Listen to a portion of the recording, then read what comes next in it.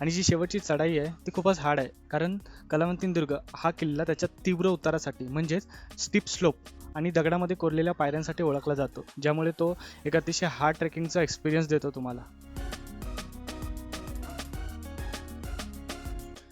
कलावंतींच्या टॉपवर पोहोचण्यासाठी पायऱ्यांचा शेवटचा भाग एक गुळगुळीत किंवा स्लिपरी झाला आहे, त्यामुळे पाय ठेवण्यासाठी आणि हात धरण्यासाठी कोणताही सपोर्ट नाही आहे तिकडे, त्यामुळे तो खूप कठीण होऊन जातो ट्रेक.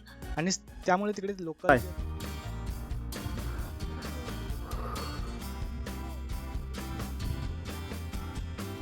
धुके नसते ना, मस्त दिसलं असतं रे. काहीच नाही दिसणार खाली. गडावर ना काय काय दिसतं मित्रा ह्या गडावरून? अजून कर्नाळा दिसतंय, म्हणजे खूप गड दिसतात. मुंबई कशी दिसते? इथनं दिसते. आता काहीच दिसत नाही, आता फक्त धुके.